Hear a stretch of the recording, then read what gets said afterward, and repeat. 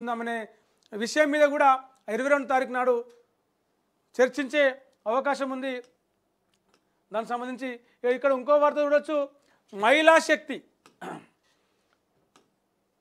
కోటి మంది మహిళలను కోటీశ్వరులను చేస్తామని చెప్పేసి ఎన్నికల సమయంలో సీఎం రేవంత్ రెడ్డి ఇచ్చిన హామీ ఏదైతే ఉందో దాన్ని ఆ హామీని అమలు చేసే దిశగా ప్రభుత్వం ఒక కార్యక్రమం తీసుకుందని చెప్పొచ్చు.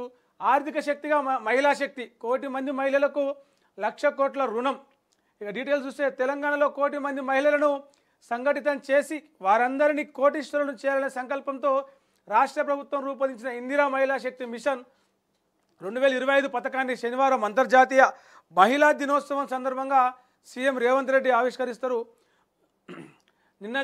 గురువారం జరిగిన రాష్ట్ర మంత్రిమండలి సమావేశంలో ఈ పథకాన్ని ఆమోదించారు. శనివారం నాడు ఇవాళ సికింద్రాబాద్ పరేడ్ గ్రౌండ్లో ఈ కొత్త పథకాన్ని ప్రభుత్వం ప్రారంభించనుంది. గ్రామీణ పట్టణ మహిళలను, యువతులను, వృద్ధ మహిళలను ఒకే గొడుగు కిందకు చేర్చి ఆర్థిక స్వాతంత్రం, నైపుణ్యాభివృద్ధి, శిక్షణ ద్వారా వారి శక్తిని శక్తివంతం చేయడమే ఈ పథకం ఉద్దేశమట.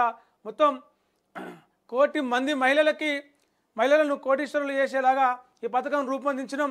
అందుకే పెట్రోల్ బంకులు, బస్సులు, దుకాణాలు కూడా మహిళలకు అప్పచెప్తా ఉన్నాం.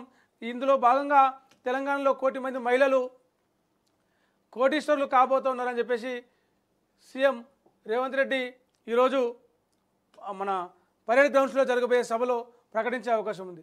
ఇక్కడ ఇంకో వార్త చూడొచ్చు. మార్చి 10న గ్రూప్ 1 ఫలితాలు. రాష్ట్రంలో గ్రూప్ 1, గ్రూప్ 2, గ్రూప్ 3 సర్వీసుల పోస్టుల భర్తీకి నిర్వహించిన రాత పరీక్షల ఫలితాల వెల్లడికి టీజీపీ